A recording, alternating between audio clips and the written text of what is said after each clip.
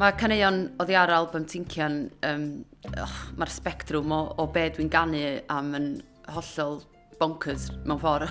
Dwi'n canu am y llwynog sydd yn gledda ar yr oen yn y carneddau. Dwi'n canu am ferched, am fama, cry. Dwi'n canu am y chwarelwyr, am y streic, am chwarel y penryn, am hen dau sydd wedi cael ei gadael yn Ceredigion. Mae'n eitha... A maen nhw gyd yn stories, maen nhw'n stories dychmygol, neu maen nhw'n yn eitha autobiographical mewn ffordd.